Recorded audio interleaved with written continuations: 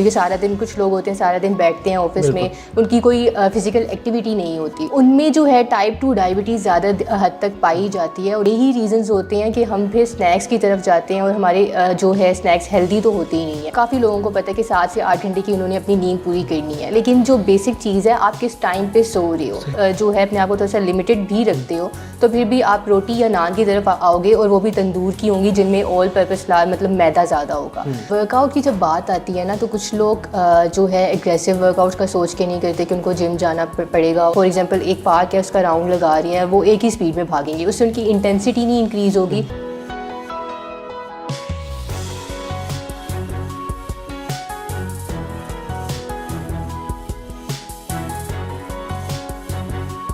السلام علیکم ناظرین, شیئرنگ آف پروفیشنل وزڈم میں میں ہوں آپ کا میزبان علی رحمان خالد.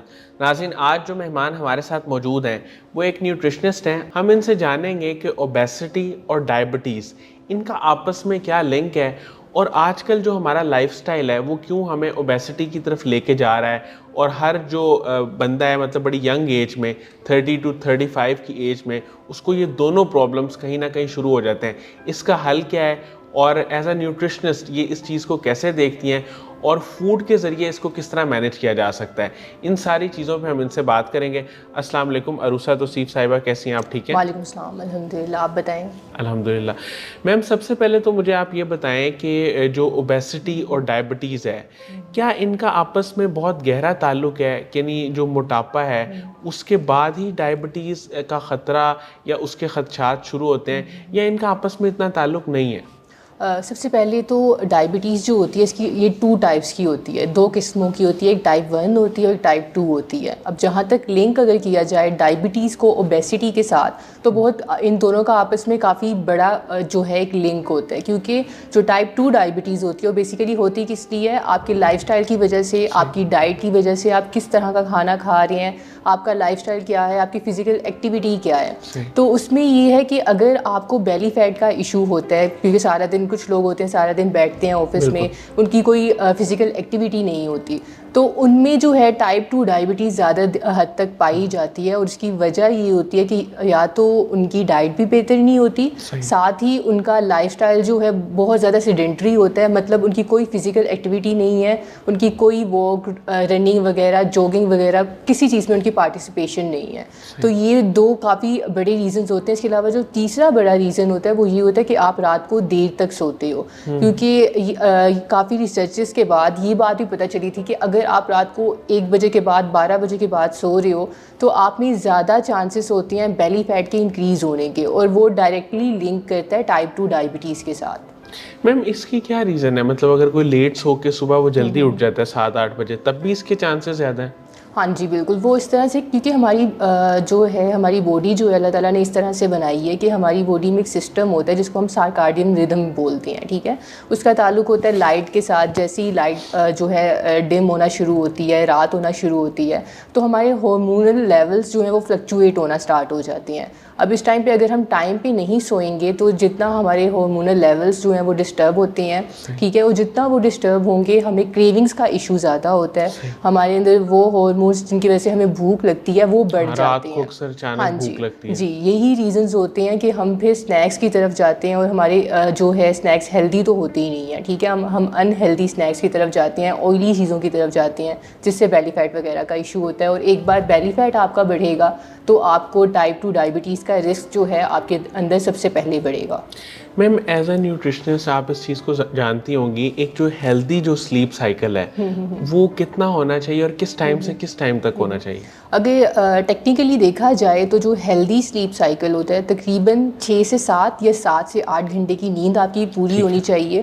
اب یہ جو ہے کافی کامن چیز ہے, کافی لوگوں کو پتہ ہے کہ 7 سے 8 گھنٹے کی انہوں نے اپنی نیند پوری کرنی ہے, لیکن جو بیسک چیز ہے آپ کس ٹائم پہ سو رہے ہو, یہ چیز بہت زیادہ امپورٹنس رکھتی ہے. اگر آپ 9 سے 10 کے درمیان سو رہے ہو تو ایک آئیڈیل ٹائم ہے. اگر آپ اپنی نیند وہاں سے اس ٹائم پہ سو کے اپنی نیند پوری کرتے ہو 7 سے 8 گھنٹے کی, تو آپ کے اندر ہارمونل ڈسٹربنسز جو ہوتی ہیں وہ نہیں ہوتی. ہارمونل لیولز جو ہیں وہ آپ کے بیلنس آؤٹ رہتے ہیں, جس سے آپ کی پوری ہیلتھ جو ہے وہ کنیکٹیڈ ہوتی ہے. میم, مجھے یہ بتائیے گا کہ آج کل کے دور میں مطلب لوگوں کو بہت جلدی جو یہ پرابلم سٹارٹ ہو جاتے ہیں, ویٹ ان کا گین ہو جاتا ہے, اس میں فوڈ کا کتنا رول ہے اور ڈائٹ کا کتنا رول ہے؟ اب ڈپینڈ یہ کرتا ہے سب سے پہلے کہ آپ کا جو ہے آپ آفس سے ہو, آپ کام کر رہے ہو, آپ کس طرح کا آپ کا کام ہے, آپ یونیورسٹی جا رہے ہو, آپ اسٹوڈنٹ ہو.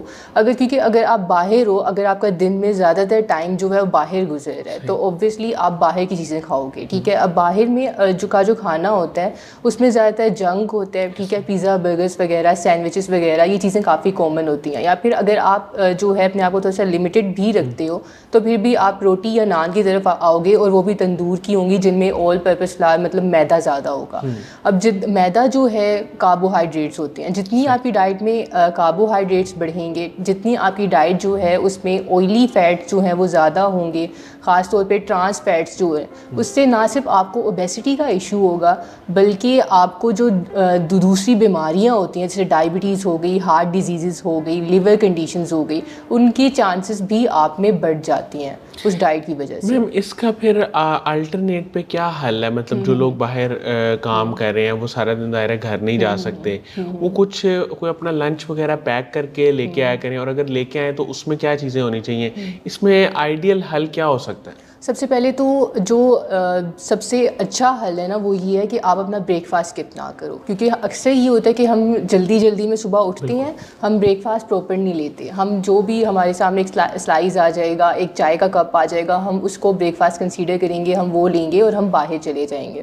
اب اس سے یہ ہوتا ہے کہ اگر ہم اپنی باڈی کو اٹھ کے 7 سے 8 گھنٹے کی فاسٹنگ اسٹیٹ کے بعد ہم اپنی باڈی کو ریفیول ہی صحیح سے نہیں کر رہے تو ہمیں زیادہ کریونگس کا ایشو ہوگا. اس ٹائم پہ پھر ہم باہر کا کھانا زیادہ لیں گے. تو اس میں سولوشن جو ہے وہ یہ ہے کہ سب سے پہلے تو آپ کو اپنا بریک فاسٹ جو ہے وہ اسکپ نہیں کرنا.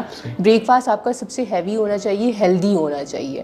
ہیلدی اس سینس میں کہ آپ جو کاربس لے رہے ہو, ٹھیک ہے, آپ اگر بریڈ لے رہے ہو تو وائٹ بریڈ نہ لو, ٹھیک ہے, اس کے آلٹرنیٹیو براؤن بریڈ لو یا پھر ہول گرین بریڈ لو, یا پھر اگر بریڈ بھی آپ نہیں لینا چاہ رہے تو چپاتی لو. اور چپاتی جو ہے وہ جو براؤن فلور کی جس کو ہم دیسی آٹا بولتے ہیں اس کی آپ لے رہے ہو, ٹھیک ہے, پلس آپ اس کے ساتھ ایک دہی کا کپ لے رہے ہو یا جو بھی آپ جو ہے سالن میں لے رہے ہو, ٹھیک ہے, یہ آپ کا بریک فاسٹ ہو گیا. اس کے بعد جو ہے آپ اگر باہر جا رہے ہو تو اس میں آپ کے پاس آپشنز یہ ہوتی ہیں کہ آپ سینڈوچز لے سکتے ہو, ٹھیک ہے, براؤن بریڈ کی, ہول گرین بریڈس کی, ملٹی گرین بریڈس جو ہوتی ہیں مارکیٹ میں اویلیبل ہوتی ہیں, آپ ان کے سینڈوچز لے سکتے ہو. یا پھر اس کے علاوہ آپ سیلڈس لے کر جا سکتے ہو, جیسے ریڈ بین سیلڈ ہو گیا, چک پی سیلڈ ہو گیا, چنوں کا سیلڈ جس کو ہم بیسیکلی بولتے ہیں. میم آپ نے ہول گرین بریڈ کی بات کی, آپ مجھے یہ تھوڑا سا بتائیے گا کہ زیادہ تر جو مارکیٹ میں اویلیبل ہے اس وقت براؤن بریڈ اور وائٹ بریڈ, اس میں تو دیکھنے میں تو ایسا لگتا ہے کہ زیادہ کوئی ڈفرینس نہیں ہے, کیا ایسا ہے یا نہیں ہے؟ بیسیکلی ہم جب کوئی پروڈکٹ مارکیٹ سے لیتے ہیں نا تو ہم اس کی انگریڈینٹس نہیں چیک کرتے, اس کے پیچھے ایک انگریڈینٹ لسٹ ہوتی ہے جس کے اندر آپ کو ساری انفارمیشن ملتی ہے کہ اس کے اندر کون کون سے انگریڈینٹس ہیں.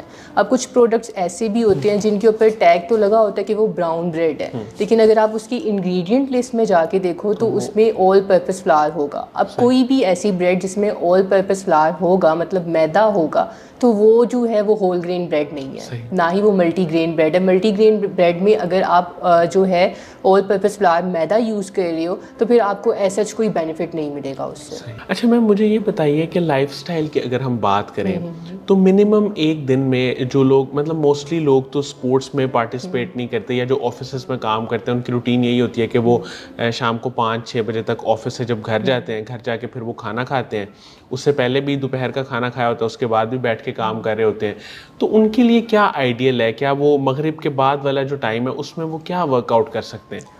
ورک آؤٹ کی جب بات آتی ہے نا تو کچھ لوگ جو ہے ایگریسو ورک آؤٹ کا سوچ کے نہیں کرتے کہ ان کو جم جانا پڑے گا, ان کو یہ ورک آؤٹ جو ہے اسٹرینتھ ایکسرسائزز کرنی پڑیں گی. تو اس میں کافی سمپل ہے, آپ اپنے آپ کو بہت زیادہ جو ہے ہارڈ بھی مت رہو, ٹھیک ہے, اور ایٹ دا سیم ٹائم آپ کچھ نہ کچھ فزیکل ایکٹیویٹی انکلوڈ کرو. اس کا طریقہ یہ ہوتا ہے کہ یہ نہیں ہوتا کہ اگر آپ کوئی فزیکل ایکٹیویٹی اسٹارٹ کر رہے ہو تو آپ شروع دن سے ہی 40 منٹ کی 50 منٹ کی واک اسٹارٹ کر دو, رننگ اسٹارٹ کر دو, جاگنگ اسٹارٹ کر دو. تو اس سے یہ ہوگا کہ ایک تو آپ کو یوز ٹو نہیں ہوگی آپ کی باڈی, ٹھیک ہے, آپ کو کریمپس کا, باڈی کریمپس کا ایشو ہوگا, آپ 2 دن بعد تھک جاؤ گے اور آپ چھوڑ دو گے اس کو. تو سب سے پہلے آپ نے ڈیوریشن دیکھنی ہے کہ آپ 10 سے 15 منٹ سے اسٹارٹ لو, ٹھیک ہے. اب ٹائمنگ کی جہاں تک بات آتی ہے کہ آپ نے مارننگ میں کرنی ہے یا پھر آپ نے ایوننگ میں کرنی ہے, اگر مارننگ میں صبح کے ٹائم پہ آپ کے پاس ٹائم ہے تو آپ 10 سے 15 منٹ کی جو ہے واک کریں یا پھر آپ رننگ کریں. اگر brisk walk. بالکل برسک واک کر لیں یا پھر آپ رننگ کر لیں. اگر آپ کے پاس شام کے ٹائم ہے تو اس ٹائم پہ بھی آپ کریں, لیکن ڈپینڈ یہ کرتا ہے کہ اگر آپ نے کھانا کھایا ہوا ہے تو اس کے بعد تقریباً 1 گھنٹے کا گیپ آپ نے ضرور دینا ہے. اگر آپ 1 گھنٹے کا گیپ نہیں دو گے تو اس ٹائم پہ آپ کی ڈائجیشن جو ہے وہ ان پروسیس ہوتی ہے, تو ایسا کوئی آپ کو بینیفٹ نہیں ملتا. اگر آپ 1 گھنٹے کا گیپ دے رہے ہو اور پھر آپ جو ہے اپنی فزیکل ایکٹیویٹی کر رہے ہو تو وہ زیادہ فائدہ مند ہوتی ہے آپ کے لیے. پلس اب رننگ جو ہے کچھ لوگ کرتے ہیں, برسک واک کرتے ہیں, تو ان کو پتہ نہیں ہوتا کہ کس طرح سے انہوں نے فالو کرنی ہے اس کو. اب کچھ لوگ جو ہے ایک ہی اسپیڈ میں جو ہے وہ بھاگنا شروع کر دیتے ہیں. فار ایگزامپل ایک پارک ہے, اس کا راؤنڈ لگا رہے ہیں, وہ ایک ہی اسپیڈ میں بھاگیں گے, اس سے ان کی انٹینسٹی نہیں انکریز ہوگی, اسپیڈ انکریز نہیں ہوگی. ہاں جی بالکل. تو اس میں ان لوگوں کو سب سے پہلے تو یہ کرنا چاہیے کہ کمبینیشن کرنا چاہیے واک کا اور جوگنگ کا. مطلب 5 سیکنڈس کی واک ہوگی, 10 سیکنڈس کی جوگنگ ہوگی, ٹھیک ہے. اس طرح سے پورا سرکل جو ہے وہ کمپلیٹ کرتے ہیں تو یہ سب سے بہتر ہوتی ہے, بہتر طریقہ ہے رننگ یا جوگنگ کرنے کا. کیلریز زیادہ برن ہو. ایک ٹائم پہ واک کریں گے تو ہارٹ بیٹ تھوڑی سلو ہوگی, ٹھیک ہے. جب وہ جوگنگ کریں گے 10 سیکنڈس کی تو ریٹ انکریز ہوگا, تو اس لیے بیلنس آؤٹ رہے گا, انکریز ڈکریز, تو اس سے انٹینسٹی بڑھتی ہے. اچھا میم, اب ہم بات کریں گے کہ اوبیسٹی کا تعلق ڈائبٹیز کے ساتھ, یہ جیسے ہم نے سٹارٹ میں ذکر کیا, تو یہ کتنا تعلق ہے؟ اور اکثر ہم دیکھتے ہیں کہ بہت سارے لوگ اتنے زیادہ اوبیسٹی کی طرف نہیں ہوتے لیکن ان کو بھی ڈائبٹیز ہو جاتی ہے اور ٹائپ 2 ہی ہوتی ہے. اس کے پیچھے کیا ریزن ہوتی ہے؟ کیا کوئی وہ وقتی طور پہ ٹیمپریریلی ان کا لائف سٹائل ایسا بن جاتا ہے کہ اس میں کاربس یا میٹھا زیادہ شامل ہو جاتا ہے, یا اس کی کوئی اور وجہ ہوتی ہے؟ سب سے پہلے جو ہے نا ڈائبٹیز جو ہے اس کا لنک جو ہوتا ہے آپ کی لائف سٹائل سے ہوتا ہے. اگر آپ کا لائف سٹائل نارمل ہے, آپ کا لائف سٹائل ہیلدی ہے, آپ کی ڈائٹری ہیبٹس ہیلدی ہیں, تو آپ اتنا ہی اس چیز سے اپنے آپ کو پریونٹ کر سکتے ہو, ٹھیک ہے. اب کچھ لوگ پریونشن کے پاس نہیں جاتے, کیور کے پاس جاتے ہیں. اب ہم لوگ کا جو ہے مائنڈ سیٹ ایسا ہے کہ ہم پریونشن کو نہیں دیکھتے, ہم کیور کی طرف پہلے جاتے ہیں, ٹھیک ہے. تو اگر ہم پہلے سے ہی پریونشن نہیں کریں گے تو ہم جو ہے زیادہ ان چیزوں کی طرف جو ہے ہمیں زیادہ رسک جو ہے ان چیزوں کا, ان بیماریوں کا بڑھ جاتا ہے. تو پریونشن میں اب جہاں تک لنک ہے ڈائبٹیز کا, تو میں نے پہلے بھی آپ کو یہ بولا کہ بیلی فیٹ کا سب سے زیادہ لنک ہوتا ہے ڈائبٹیز کے ساتھ, ٹائپ 2 ڈائبٹیز کے ساتھ. اور اس کا جو ہے الٹیمیٹلی اس چیز کا آپ کی روٹین کے ساتھ, آپ کی فزیکل ایکٹیویٹی کے ساتھ, آپ کی ڈائٹ کے ساتھ, آپ کس ٹائم پہ سو رہے ہیں, کس ٹائم پہ جاگ رہے ہیں, آپ کی ہائیڈریشن کیا ہے, ان سب چیزوں کے ساتھ لنک ہوتا ہے. اگر آپ ان سب چیزوں کا خیال نہیں رکھ رہے, فار ایگزامپل آپ ٹائم پہ سو نہیں رہے, آپ اپنی ہائیڈریشن نہیں پوری کر رہے, آپ فزیکل ایکٹیویٹی نہیں کر رہے, صرف ڈائٹ کا خیال کر رہے ہیں, تو اس ٹائم پہ بھی آپ کے اندر یہ رسک ہوگا, کیونکہ آپ بیسک چیزوں کا ہی خیال نہیں کر رہے. جب تک آپ بیسک چیزوں کی طرف نہیں آئیں گے تب تک آپ ڈائٹ وغیرہ کر لیں, آپ کو کچھ حد تک جو ہے اس کی آؤٹ کمس بھی ملیں گے, لیکن جب آپ اسٹیپ بائی اسٹیپ جب چیزوں کو فالو کرنا شروع کریں گے تو آپ کو زیادہ بہتر طریقے سے آؤٹ کمس جو ہیں وہ ملیں گے. میم ہائیڈریشن پہ پہلے ہم آ جاتے ہیں, اس کو ہم تھوڑا ڈیوائڈ کر لیتے ہیں. کتنے گلاس پانی دن میں آئیڈیل ہے پینا؟ آئیڈیلی جو ہے فیمیلز کے لیے 3 لیٹر, ٹھیک ہے, مطلب 7 سے 8 گلاس پانی, اور میل پرسنس کے لیے تقریباً 4 سے 5 لیٹر, مطلب 8 سے 9 گلاس پانی, یہ نارمل ہوتا ہے, ٹھیک ہے. تو آپ اس کو, اور دوسری بات یہ ہے کہ پانی پینا کس طرح سے. اب کچھ لوگ ہوتے ہیں گلپ اپ کرتے ہیں, مطلب فوراً سے 1 گلاس پانی وہ اسی ٹائم پہ ختم کر دیں گے, اس سے پانی آپ کی باڈی میں سسٹین نہیں کرتا, ٹھیک ہے. یورینیشن کی تھرو پانی جو ہے وہ ریموو آؤٹ ہو جاتا ہے, ٹھیک ہے. تو اس کے لیے پانی کو سپ بائی سپ پئیں, ٹھہر ٹھہر کے پئیں, پلس آدھے گھنٹے کا یا 1 گھنٹے کا گیپ ضرور دیں. اگر آپ نے 7 سے 8 گلاس پانی پینے ہیں ایک دن میں, کمپلیٹ کرنا ہے آپ نے اپنی یہ جو ریکوائرمنٹ ہے, تو اس کے لیے یہ نہیں ہے کہ آپ فوراً سے پانی جو ہے گلپ اپ کرنا اسٹارٹ کر دیں. آپ 3-4 گھنٹوں میں جو ہے 7 سے 8 گلاس پانی پئیں, اور پھر اس کے بعد آپ کہیں کہ آپ کی ریکوائرمنٹ پوری ہو گئی, لیکن پھر بھی آپ کو وہ آؤٹ کمس نہیں ملیں گے. آپ کو جو ہے ایک چیز کو صحیح طریقے سے جب تک آپ فالو نہیں کرو گے نا, تو تب تک آپ میں بہتری نہیں آ سکتی. میم ڈائٹ پلان میں آپ نے کچھ چیزیں بتائیں, جیسے آپ نے بریک فاسٹ کا ذکر کیا کہ اس میں یوگرٹ ہونی چاہیے, اور جو ہے وہ اگر ملٹی گرین کی روٹی یا ملٹی گرین بریڈ ہو تو وہ بہتر ہے, اور دوپہر میں بھی اگر سینڈوچز آپ نے لینے ہیں یا روٹی لینی ہے اس میں بھی سیم یہی. ڈنر کے لیے کیا بہتر چیز ہے, اور کون سی چیز ہے میدے کے علاوہ جو ہمیں ایلیمینیٹ کرنی چاہیے اپنی لائف میں سے, تاکہ ہم اپنی ہیلتھ کو ٹھیک رکھ سکیں؟ मैदे के अलावा ऑयली चीज़ें, ठीक है। अब ऑयली आप कौन सा ऑयल यूज़ कर रहे हो, आपके घर में जो खाना बनता है उसमें ऑयल कंटेंट कितना होता है, कितने सालन में कितना, क्योंकि काफ़ी हद तक ये होता है कि सालन में ऑयल बहुत ज़्यादा होता है जो नॉर्मली हम यूज़ करते हैं रात को। प्लस उसके अलावा जो डिनर जो है हम करते क्या है, हमारा ब्रेकफास्ट बहुत लाइट सा होता है जिसकी वजह से हमें बाद में बहुत भूख लगती है। लंच भी हमारा लाइट सा होता है, लेकिन डिनर जो है काफ़ी लोगों का हैवी होता है। फिर वहीं पे प्रॉब्लम जो है वो उस जगह पे होती है कि आप जो है पहले अपनी रूटीन सेट करो, ब्रेकफास्ट आप अपना नॉर्मल रखो, लंच आप अपना जो है नॉर्मल रखो, और डिनर जो है वो आप अपना थोड़ा सा लाइट लो, ठीक है। बहुत ज़्यादा आप हैवी ना लो क्योंकि इसके बाद आपने सोना है, और तकरीबन 2 से 3 घंटे पहले सोने के आप अपना डिनर ले लो ताकि एटलीस्ट आपकी डाइजेशन काफ़ी हद तक हो चुकी हो, क्योंकि रात के टाइम आपका मेटाबॉलिज्म वैसे ही स्लो डाउन हुआ होता है, इतना फास्ट नहीं होता। तो इसलिए सोने से 2 से 3 घंटे पहले आप कुछ लाइट सा खाओ, ठीक है। अब उसमें काफ़ी ऑप्शंस आ जाती हैं मैदे के अलावा, मतलब चपाती ले रही हो, ठीक है, आधी चपाती ले रही हो या एक चपाती ले रही हो, आप होल ग्रेन लो, ठीक है, मतलब ब्राउन आटे की लो, साथ में कोई भी दाल ले रही हो या फिर आप चिकन ले रहे हो तो आप वो लो। इसके अलावा खाना खाने से 1 घंटे पहले आप पानी पी लो ताकि आपका पोर्शन कंट्रोल हो, क्योंकि अगर आप खाना खाने से आधे घंटे या 1 घंटे पहले पानी पीते हो तो आपकी ओवर ईटिंग भी अवॉइड होती है। तो इसलिए कोशिश करिए कि आप इस तरह से अगर करते हैं। मैम राइस में अगर हम बात करें तो उसमें क्या बेहतर ऑप्शन है? अगर राइस की बात करते हैं तो ब्राउन राइस जो है वो सबसे ज़्यादा बेहतर है, क्योंकि आपने अगर होल ग्रेन्स की तरफ जाना है तो वाइट राइस आपके लिए इतना प्रेफरेबल नहीं रहता जितना आपके लिए ब्राउन राइस रहती हैं। तो अगर आप ब्राउन राइस ले रही हो तो वो ज़्यादा बेहतर है, क्योंकि नॉर्मली फिर ये भी अवेलेबिलिटी की भी बात आ जाती है कि हम लोग के घरों में ज़्यादातर ब्राउन राइस नहीं यूज़ होते, वाइट राइस ही यूज़ होते हैं। तो उस टाइम पर आप जो है उसको ऑल्टरनेटिव डेज पर यूज़ करो, ठीक है। तो अगर थोड़े पोर्शन में वाइट राइस ले ली जाए या बॉयल्ड ले ली जाए या उसमें बहुत ज़्यादा उसको स्पाइसी ना बनाया जाए या उसमें मसाले ना ऐड किए जाए तो क्या वो ठीक है? अगर ले रहे हो आप एक टाइम पे तो आप देखो कि आपकी एक प्लेट में आप पोर्शन कंट्रोल करके लो, मतलब अगर आप चावल ले रही हो तो आधी प्लेट से ज़्यादा ना हो, ठीक है। प्लस हफ्ते में 2 से 3 बार से ज़्यादा ना लो आप, तो वो नॉर्मल है, ठीक है। बाकी तो जो पहली चीज़ है वो तो यही ज़्यादा प्रेफरेबल रहेगी कि आप चावल ज़्यादा से ज़्यादा अवॉइड ही करो, क्योंकि उससे जो कार्ब्स आपको मिलते हैं फ़ौरन से शुगर में कन्वर्ट हो जाते हैं, जो कि डायबिटीज़ के पेशेंट के लिए भी बेहतर नहीं होता, प्लस ओबेसिटी के जो पेशेंट्स होते हैं उनके लिए भी बेहतर नहीं होता। मैम अक्सर लोगों को ये प्रॉब्लम है और बहुत कॉमन हो गया, आप भी एज अ न्यूट्रिशनिस्ट इस चीज़ को जानती होंगी, सेकंड करेंगी शायद, कि रात को लोगों को भूख लग जाती है। मतलब अगर उन्होंने खाना खाया 8 बजे या 9 बजे या 7 बजे तो सोने के टाइम तक, मतलब 11 बजे 10 बजे या 12 बजे या अगर कोई और लेट सोता है 1 बजे तो उसको तो बहुत ज़्यादा भूख लगती है।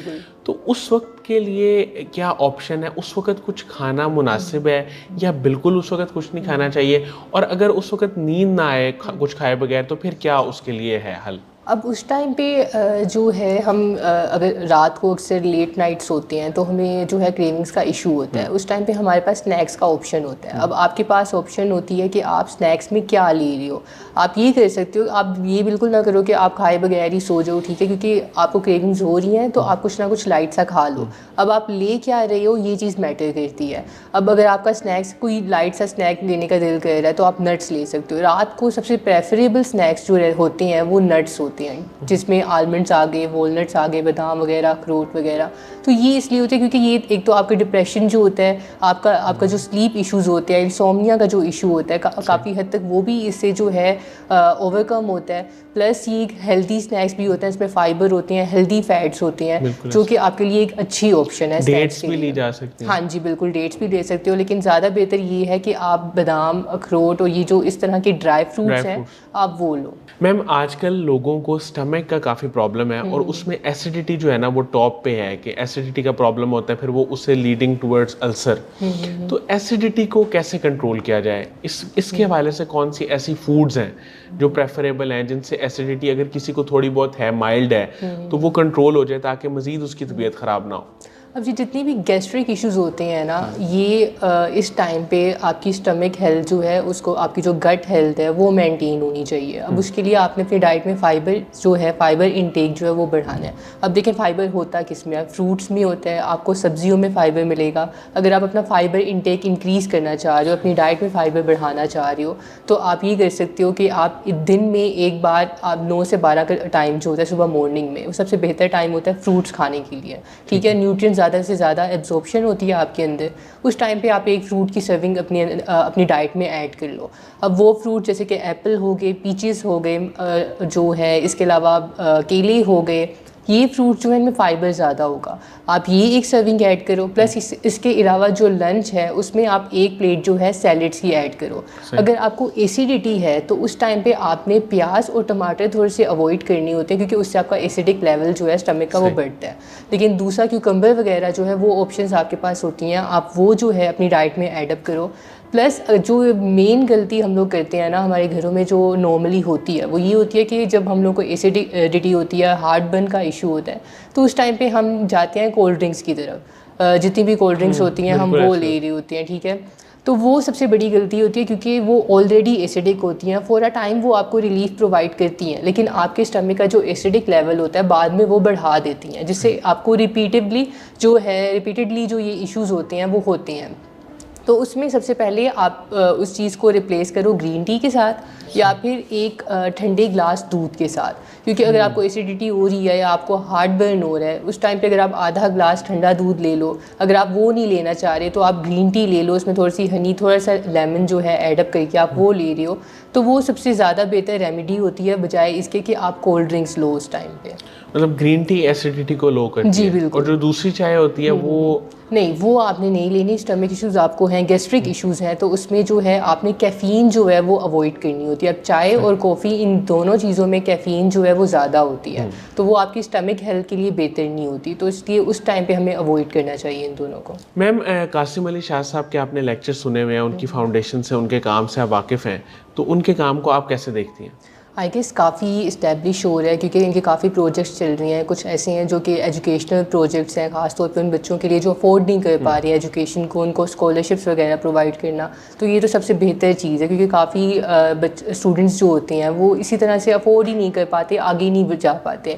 تو آئی گیس میرے خیال سے یہ چیز جو ہے قاسم علی شاہ فاؤنڈیشن کی سب سے بہتر چیز ہے کہ انہوں نے اس چیز کو تھوڑا سا ایکنالج کیا ہے، اس پرابلم کو، اور اس کے سولوشن کی طرف آ رہے ہیں. تو یہ سب سے بیسٹ ہے. بہت بہت شکریہ عروسہ توصیف صاحبہ، آپ نے ہمارے لیے ٹائم نکالا، آپ آئیں.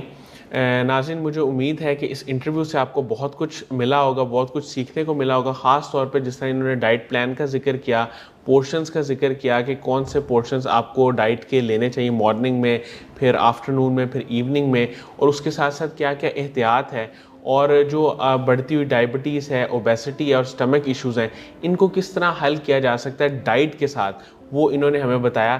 اس کے ساتھ ہی اجازت دیجیے، اپنا بہت ہی خیال رکھیے گا. اللہ حافظ.